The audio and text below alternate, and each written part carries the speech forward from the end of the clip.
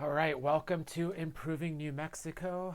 So, if you watched the first introduction video, you kind of know what this channel is going to be about. But I guess the first issue, which is kind of like the hot topic of the moment, is speed cameras. So, I think I want to talk a little bit about that. And what kind of interested me in this was Reddit, which maybe I'm becoming more. I've had a Reddit for like years, but I only started actively engaging with it maybe for the past like 2 or 3 years. I'm not like a becoming a Reddit mod or any like become one of those strange folks. But sorry if you're a Reddit mod, I apologize in advance. Don't come after me. I appreciate Reddit as like a resource. It's helped me out many a times. But yeah, I definitely want to. What brought it up was this individual on Reddit, and he's gotten 5 automated tickets in 2 months. So, and I was just kind of like amazed with this person. It was just like, what is going on with them? And is it the machines that was messed up? I mean, he said he's gotten 5 automated speeding tickets 2 months alone. And I responded to him, and maybe I was like being over. I don't know if you know my history with a family member that I lost, then you would probably feel the same way that I feel towards traffic right now, and just people driving badly and not paying attention, speeding. And I've almost been killed, honestly. Like that's another reason. Like it was 2023. I was driving home from work. I was working at Amazon. I was working overnight, and I was driving like probably a little bit lower than speed limit, but I was like in the slow lane on I-40 going east because I was living in Martinez Town, which is the current neighborhood I live in now. But I I yeah, I was hit from the rear, and I didn't even. I saw him coming in my rearview mirror. I looked at my rearview mirror for some reason for like a split second, and the person was driving. I don't know how fast in like the slow lane. So I was going by the rules, and I literally had like a second where I thought I was gonna die. So yeah, it was very. It was just yeah. Since I don't know. I guess throughout my life, I've definitely had issues with transportation and vehicles, and just we live in a tough area to get around. It's just very expensive having to maintain vehicles and getting around to work and such. So this is like a massive issue that we all face with, and the way we've designed things to have like everybody drive is not the best situation, because like we see around us, it's like there's people that probably shouldn't be on the road, and they have no other choice. And I feel bad because I'm like, they shouldn't be on the road. It's not their fault, but we're all plugged into this system where we think with like basically car brain to get around everywhere. That's how we size up the world, because we were kind of born into it. But I mean, I feel bad for this individual too in a way, even though it sounds like they're speeding. This person had originally got a ticket going like 16 miles over. He's going 46 and a 30, and that's terrible. Come on, that's like, you're gonna kill somebody. You hit a cyclist or a pedestrian going that fast, they're dead. Like, let like once you're starting to get over 30 miles an hour, you're gonna start killing people. Like that's the sad fact of the truth. And I'll get on my soapbox and kind of just spew this out all day long, and it's just like, if you're driving and interacting with any sort of pedestrians, any sort of cyclist, anything like that, once you're off the freeway, basically, where there's no other, there's no pedestrians or cyclists or anything like that around, you're you're driving this death machine that could kill people instantly. And we take it for granted, and we really need to not take it for granted and start paying attention to our surroundings and the speed limit too. And the phones is like another deal. It's just like, I don't know. Sorry, let's focus on the speeding ticket. So this individual was saying that they had gotten 5 tickets in 2 months. They took all these different weird precautions which don't make any sense. It's like, if you feel like you're still going over the speed limit, just like purposely drive 2 or 3 miles under the limit. If you think your speedometer's off or something, I don't know what to tell you. Like, what you're doing is just crazy, because this person's like, he set a radar app to alert him if he's 8 miles over the speed limit. Like, if you're getting tickets for going over the speed limit, honestly, if it says 30, you should be driving 28, 29. fix yourself. Like, what the heck? That's crazy. You're still driving 8 miles over the speed limit. I think if you go like 1 mile over the speed limit, they should cite you. You know, seriously, this is crazy. Sorry, I'm like going crazy about this, but this person probably has to get around. You know, just so everyone just started to kind of lay into him. You know, if you don't want to pay, you know, they should contest it. You know, collect them and contest it if you feel like you're getting. And sorry, this person's swearing at this person. Slow down. What a concept. This person's been monitoring their speed with apps. Alert me if they're going 8 over, and I'm not. That is just insane right there. Just literally, you should be going 8 under if you keep struggling to like figure this out. It's like, don't go over the speed limit. You know, that's it. Just set your alarm for 1 under the speed limit. That's my recommendation for you. Borkle the breast. Borkle the breast. Okay. But sorry. Then the best. Then yeah. So this guy, this person, I don't know, this individual decided in order to solve their problem, they removed their license plate and they placed it in the window of their vehicle. So that is just crazy, you know. I don't know. Honestly, I took the plate off my car, moved it to the window. I'm doing everything I'm supposed to do and still being punished. It's like, no, you're not. You're literally still speeding. Like you're self-admittedly going 8 miles over. That's still speeding. So, and your solution is just to commit another crime. So, I'm seeing this a lot too. Is just like these people that are upset with these cameras, and they decide to go commit another crime, you know, and go cause vandalism to them. That's the wrong answer. You shouldn't be vandalizing a property that belongs to the government, you know, like that. Especially it's like public safety stuff. If you want to get them removed, you find a different solution to the problem and propose that to your lawmakers. Right now, everyone's complaining about stuff, but like no one's offering solutions. My solution personally is like they hire traffic cops. That's all they do is write speeding tickets, and they just do citations for non-compliant vehicles that are not up to snuff to be on the road, or people that don't have insurance, people don't have tags, you know, don't have registration. Yeah, maybe we have to manually hire people just to go through all that stuff if that's what people want, you know, but ultimately we're going to get the same result. It's like people are upset with these cameras that they should be checking people's license and registration to see if they have insurance. You know, that's part of being on the road too, is like having auto insurance, you know. So if you are in an accident, it's actually going to be dealt with instead of, I don't know. Sorry, I like started roasting this guy too some more.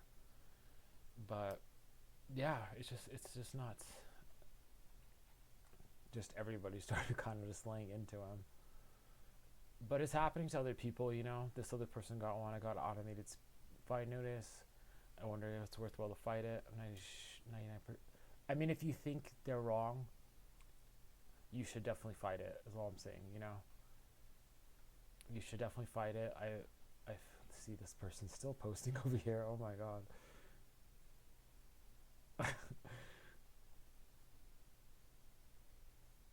Oh god, yeah. Yeah, you gotta love these comments. Yeah, and this person saying interacting with these only gives them legitimacy, you know, and if you weren't speeding, throw the notice in the trash and move on with your day. And the fact of the matter is, like, I have a YouTube pulled up and it talks about that, you know.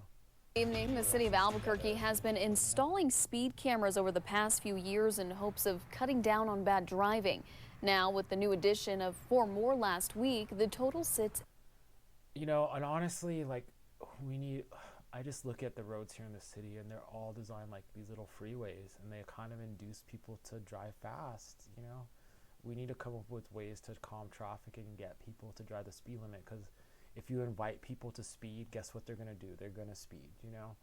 There has to be better ways to design these roads where they're safer and people drive more slowly. And also, yeah, it's bad road design, like all around. Our city is built in these like little mini freeway grids, and they just induce people to go quick, fast, you know, everywhere you go, you know. It's frustrating. And honestly, I don't think it really saves anybody that much time. Everybody speeding around an extra 5-10 miles per hour is just like, it saves us very little time, especially if your commute's within the city. What, you get somewhere like 5 minutes earlier? I don't know. It just, you put like public safety at risk just to get somewhere like 5-10 minutes earlier. It's crazy. At 34. But is it actually working? News 13's Natasha Lynn has the details. Bernalillo County says speed cameras like this one are being placed at intersections where there's been documented safety concerns and that it's working. But they say some changes need to be made to better enforce speeders. We're seeing a dramatic drop of people actually getting the citations, which indicates that people are being compliant in those locations. Bernalillo County says their goal is to change behavior, not punish people, which is why they have options to do community service in lieu of paying the fine. But although citations are going down, the number of people not paying the fine is rising. I mean, see, like, I watched this before I started to do the commentary, and what this guy's going to say is, like, it's not necessary to pay the fine. And once people hear that, then these cameras, they're only good for, like, maybe a few months, because once people become aware these fines are not worth anything, then it just becomes paper. It's just a waste of resources. Ultimately, if you don't have, like, the law backing up the cameras, then what's the point, you know? The people that don't have, you know, insurance, don't have tags, don't follow the basic rules, you're just inviting them to like break the rules even more, and it's just kind of, I don't know, it's crazy to me. So now Bernalillo County is sending citations to a collection agency after 60 days. They say if it goes unpaid, it still won't affect the violator's credit.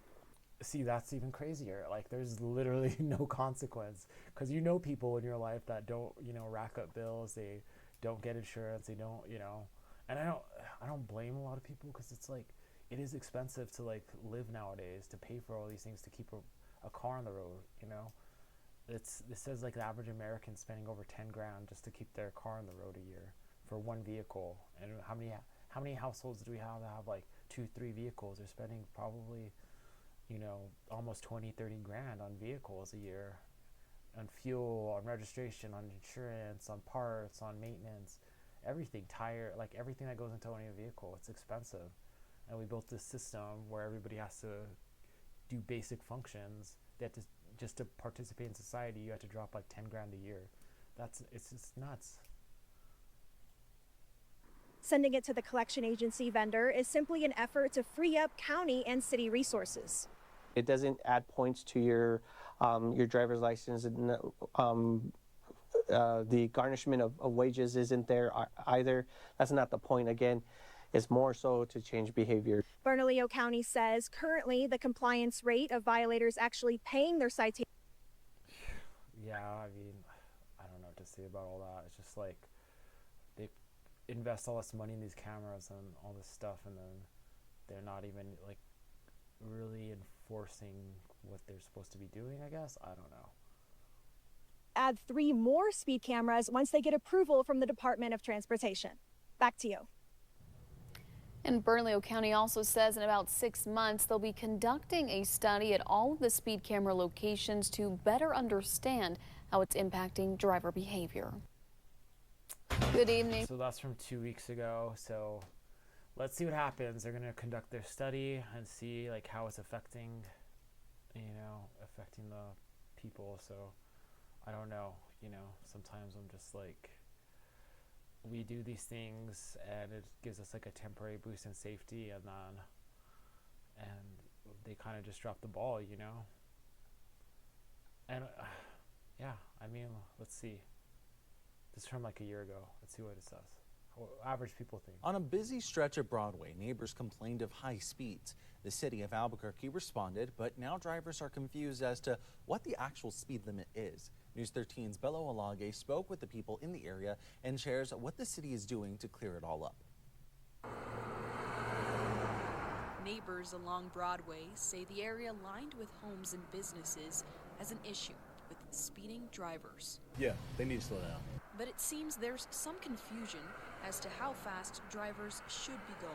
Right here, I think it's 30 or 35, I think. I'm really not sure. I haven't seen no signs. It's been there since June, the speed camera near Broadway and Iron. Honestly, I think the city, like anything with the city limits, there should be nothing over 35. If it's a surface street that interacts with pedestrians, it should all be 35. That's just my opinion. There should be no 40-mile-per-hour speed limit to anything like that. If it's closed off to pedestrians or any sort of to cyclists, pedestrians, any other road users, then it's only for cars.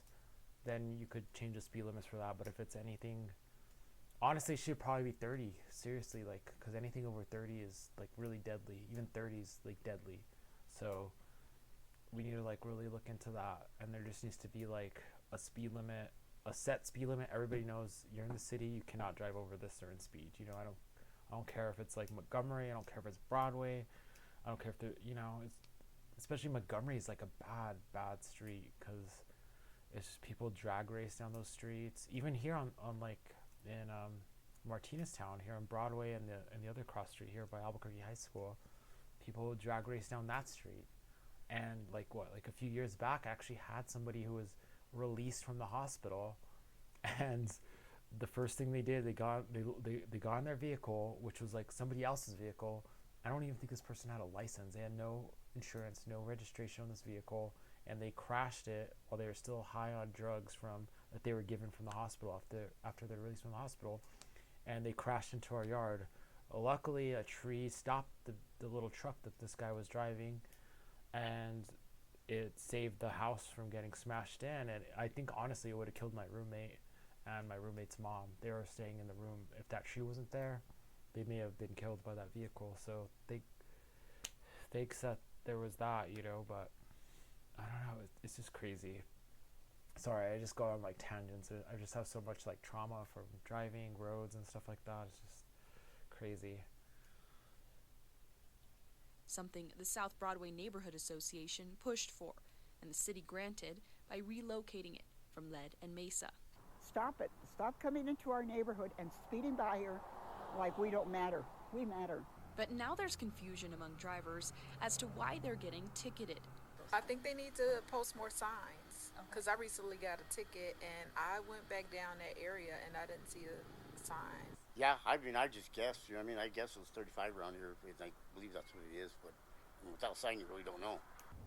Drivers in the area complain of high speeds on this stretch of Broadway. That's why the city relocated this speed camera. But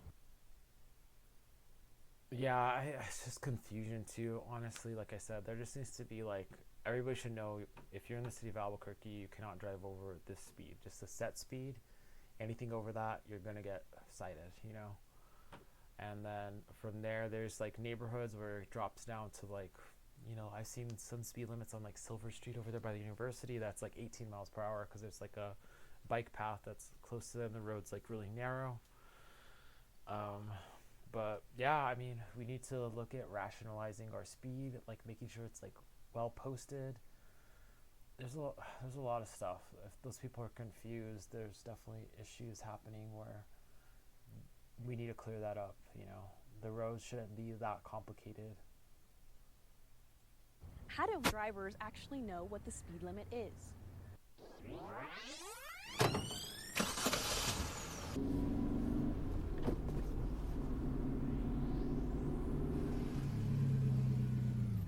But this is the closest speed limit sign to the speed camera, which is nearly a mile away. But the city says new signage is coming soon, saying in part their traffic engineering division is going to be installing additional speed limit signs in the area next week so that it's clear for all drivers. Right now, I think they're just making money off of unsuspecting drivers. Bella Olage, KRQE, News 13. And we are waiting for confirmation from the Yeah, I mean, I think people feel that, like, they're just being, like, I kind of totally understand that. And the point of these deterrences should not be to make any sort of money for the government or, like, for the state or city. This should just be into enforcement costs, really. If people see this as, like, a way of, like, a revenue source, they're looking at it entirely the wrong way. So we definitely need to make sure that our lawmakers don't see citation money from these like cameras as a form of revenue for like the local governments. So definitely need to stay on top of our city councilors and our, yeah, just everybody, city councilors especially, and the state reps. Make sure that they know that this is not a new form of revenue for them just to spend money on random stuff that's not related to, you know, traffic safety. All right, so this is what City of Albuquerque has to say. So yeah, it tells you, like I was saying before, so you're going 20 miles per hour, 10% likelihood of fatality or severe injury, 30 miles per hour, 40%, 40 miles per hour, it's just exponential, you know, it just doubles. And you're way more likely, anything over 40, it's like almost, you're gonna die, you know? So these speeds are really important, you know, keeping, honestly, I think 30 miles an hour is probably like a good speed limit just to put for the entire city if it was up to me, you know? And yeah, this gives you the information to deal with it, resolving. So if you're having issues with your automated speed enforcement, you could come here, you can call this number, and there's like a there's a link here. There's a form to fill out. And this is showing you all the citations from throughout the years. So it looks like it started in 2022 and it's grown to 25.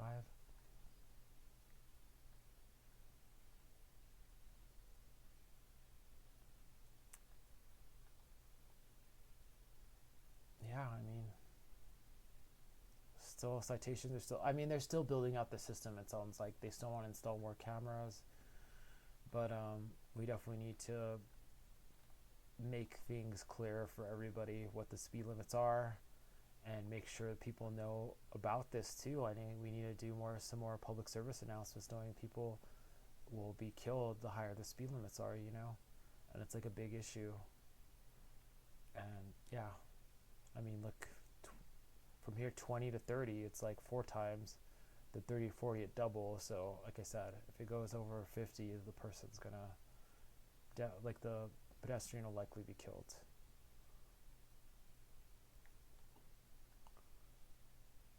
I mean, there's other, so I'm like really focused on the speeding thing, speed cameras too, and there's other issues we have in the state too, as far as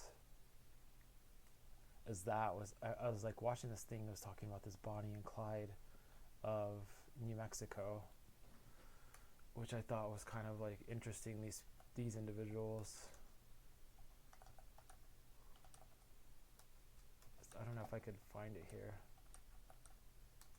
Let's see what it says. Yeah, these people. So here's another issue we have in New Mexico or in Albuquerque. Okay, this is video from an APD bait car back on June 29th. And this video is just from earlier this month. It shows the couple driving off with 2 others who are accused of robbing a store at gunpoint. Monica Lagronio is digging into this for us. So Monica, like, this boggles the mind, you know, like honestly, I just think about what people are getting thrown in. These people are doing violent crimes and they're out in a week. That's just insane to me. And it's just really upsetting and disturbing, the fact that this is happening in our city, that there's little to no punishment for this sort of violence, you know. And it's one thing, you know, I believe in restorative justice for sure, but you're not going to learn anything in a week, you know. These people need to be rehabilitated properly. This is not a method of rehabilitation, just releasing people who had committed violent crimes right back on the street. each of these suspects have had run-ins with the law before, which police say is happening more often. Zach, Tessa, unfortunately, the fact that these 2 suspects were released from jail less than 2 weeks ago is an issue that Albuquerque police say they're quite frankly just tired of dealing with. Typically, prosecutors have to prove that a suspect is a danger to society. And after allegedly stealing another vehicle and being with 2 other suspects who reportedly held people at gunpoint, APD argues, how could they not be considered exactly that? So he had a full basket of merchandise. He was very suspicious. And then, yeah, suspicious. Told me he's gone like this. That employee at Savers is describing the moment he was reportedly held at gunpoint by Terrence Jackson and Haley Lovato. After allegedly stealing from the store on Carlisle Boulevard, the 2 made their way into a truck police say was stolen. Super dangerous. Yeah, I think if you're pulling weapons out on people, that's definitely violent. Like, I don't know. It's frustrating. It's really sad that keeps happening in the city. That it seems like people that are doing really horrible things are just doing minimal time, and I just don't understand it. Just driving down the middle lanes to pass traffic. Our officers try not to pursue people who are driving in a reckless manner when we have our helicopter up. So it's all right, drop off the passengers. June 29th, after police say they stole one of APD's bait cars. Look at these. These are all silver. Oh my God, baby girl. And several other items like cash, guns, ammo, and more. the problem is they're not staying in jail, and this is a great example of that. They were both released from jail with conditions July 2nd. Gilbert Gallegos with APD says the fact that they landed back in handcuffs July 9th, exactly a week after being released, isn't surprising. The fact is they previously stole items. They were specifically looking, they were excited that it was someone from the military. Yeah, I mean, just breaking into somebody's car is an act of violence, you know, honestly. Like, it's horrible. Like, I've had my car broken into in the city as well, you know, and it's luckily I didn't have anything in there that was terribly important. It was like an old iPod, had all my music from high school loaded up on there, so it was kind of more sentimental value. But yeah, just knowing somebody rifled through all your items in your car is pretty sad. I had a bunch of CDs in there, and I think they took like one, I forget which CD they had taken, but then I was like, I felt judged after they left some. I was like, I had some good albums there, those are worth stealing too. But they just went after the iPod because it was small, easy to take, you know. But yeah, that's probably like 10 years ago though. Terry, they were able to find. But yeah, these are some of the issues we have in Albuquerque, you know. It's like, I don't know how we get this changed, you know. I feel bad for people. They feel desperate where they're having to do this to survive, you know.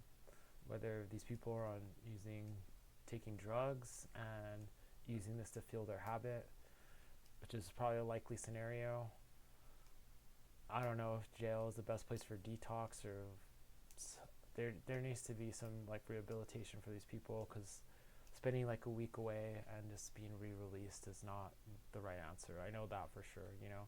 I don't like seeing people locked up for life for doing stuff, but there needs to be like a period where these people are deemed rehabilitated and ready to enter society, and getting help they need when they come back into society, because basically they probably have wrecked lives right now, you know. It's difficult when you have like criminal record to get a job, get housing, get everything, so you need a lot of support whenever you get out of jail, and a lot of people are just kind of thrown back on the streets, and it's just kind of like a vicious cycle. So it's like, I don't know, it's rough. It's like jail should be more than lost time. It should be time where you like gain skills and you're able to like fix yourself up instead of just like getting deeper in a hole, I feel. But who am I to fix all these things, you know?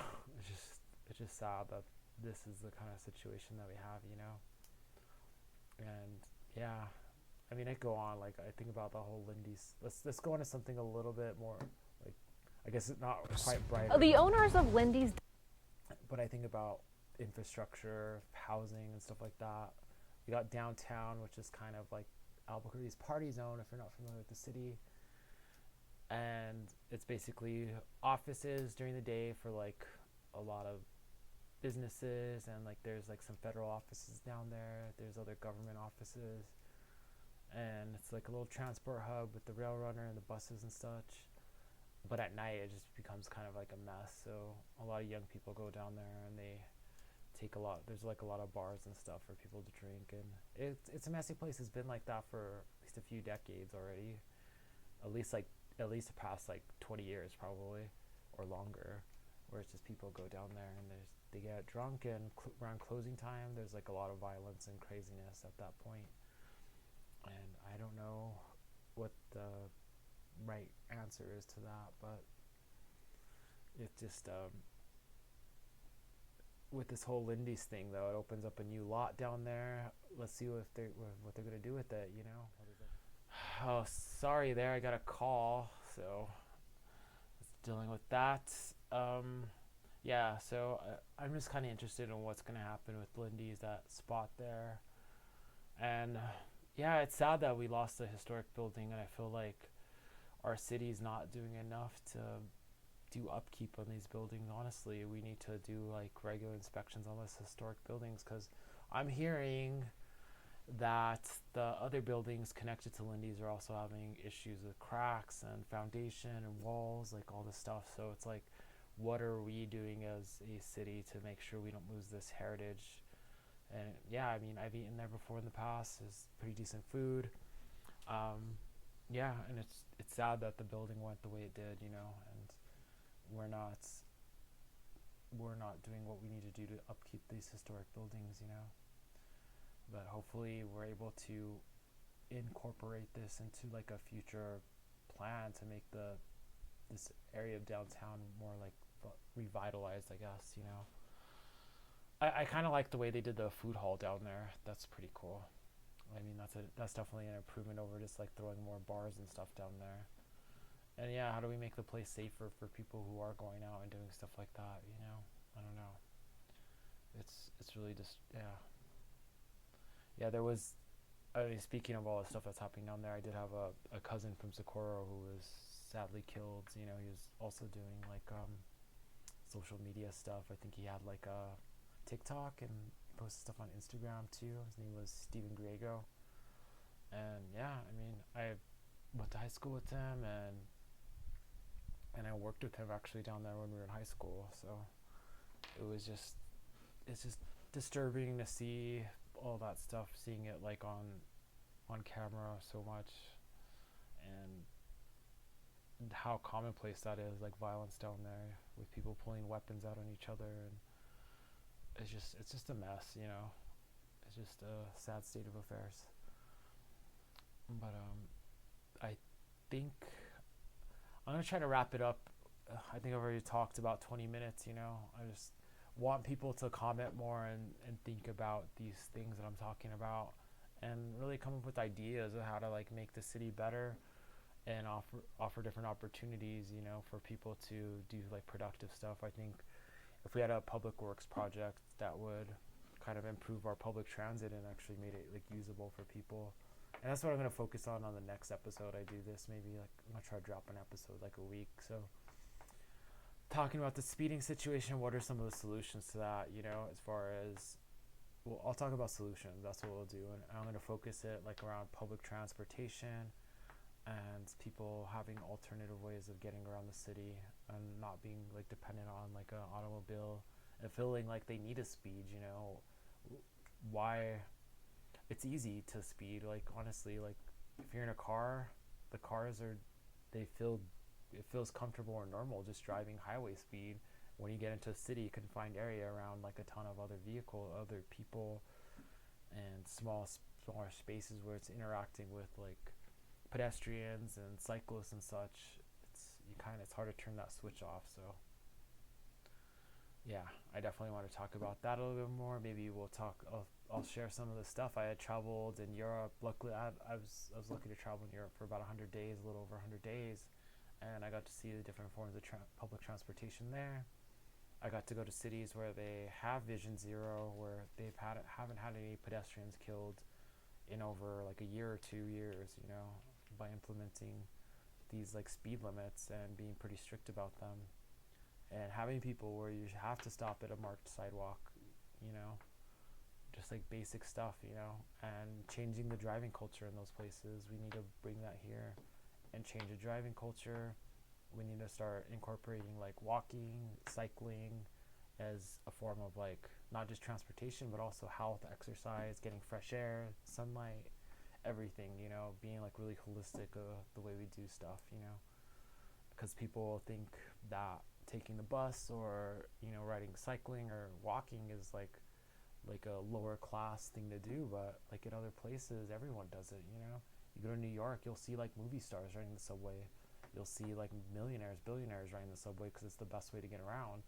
We need to come with ways of getting around the city where it's like everybody does it. It's not like a second class form of transportation. We need to turn like our bus system into like a first class form of transportation. And I think it's possible. You know, I see small cities. I mean, I was like in Iceland, and they're super wealthy country. You know, it's a small country too. There's less people in Iceland than Albuquerque, but people there, they all take the bus. You know, Reykjavik is probably not as sprawling as Albuquerque. Maybe like half this. It's still pretty sprawling, but everyone takes the bus to get around. You know, even with suburbs, I think we actually have like a lot of potential. We have these wide roads. Like, it's easy to add like bike lanes and slow traffic down, and add like, if we had dedicated bus lanes, imagine how, and they could just go 30 miles an hour. They'd be so quick, you know, so quick. But I don't know. I'll talk about that in the next episode. I'm kind of excited. This is kind of fun actually, just kind of watching the news. I haven't been watching like the local news lately at all, so it's fun to kind of like see what's happening in New Mexico and kind of talk about it, you know. And definitely I want to have a lively commentary section. I'd really appreciate that. But yeah, tune in. What's today? Wednesday. So I'm gonna try to drop a video, maybe probably before then. Ooh, that's a hiccup there. A video before then, maybe. I'll try to drop a video every week, so we can have discussion. Maybe Wednesday's a good day to drop a video, so kind of like have something to look forward to, like in the middle of the week, you know. But yeah, I appreciate you. You know, I appreciate support. Like, please tune in, and we'll talk about things here together. You know, it'll be good.